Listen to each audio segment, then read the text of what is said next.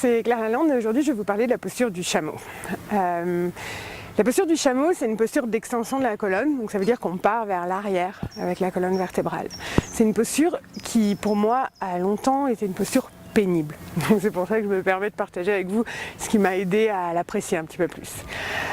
Déjà, pour la posture du chameau, moi je rajoute toujours une épaisseur sous les genoux, comme ça c'est un petit peu plus confortable.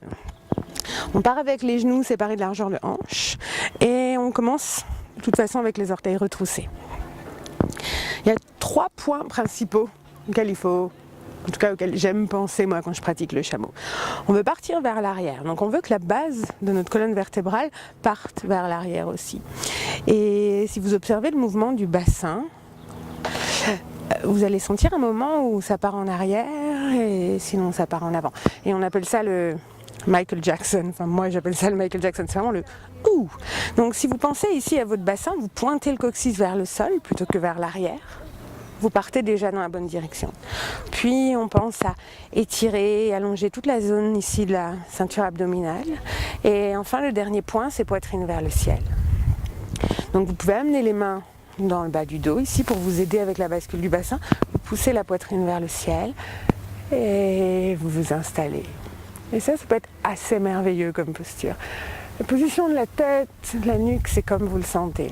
Vous pouvez garder le menton vers la poitrine, vous pouvez étirer la tête vers l'arrière, la laisser se relâcher. Et éventuellement, vous remontez. Et vous pouvez prendre un petit moment avec les fesses sur les talons.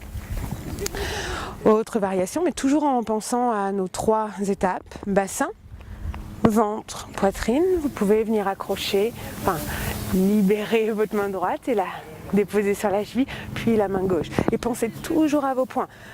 Bassin, ceinture abdominale, poitrine vers le ciel.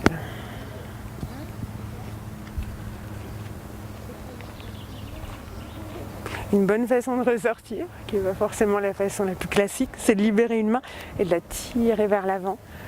Et ça nous redresse. En autre variation, vous pouvez mettre des blocs juste à l'extérieur des chevilles. Ça peut être une bonne façon juste de vous donner un tout petit peu plus de hauteur pour être un peu plus confortable ici. Ou si votre colonne vertébrale est un petit peu plus flexible, vous pouvez avoir les pieds pointés. Pour moi, ça fait déjà un petit peu beaucoup en général. Une fois que vous avez fini, vous pouvez passer un petit moment avec le dos droit. Et ensuite, vous pouvez vous laisser onduler tranquillement. Et juste écouter votre instinct et bouger avec votre instinct. Mais le plus grand conseil que je vous donnerais, souvent on essaye d'aller le plus loin possible et c'est une posture où on peut assez vite avoir un peu de mal à respirer, être un petit peu coincé, surtout dans la gorge.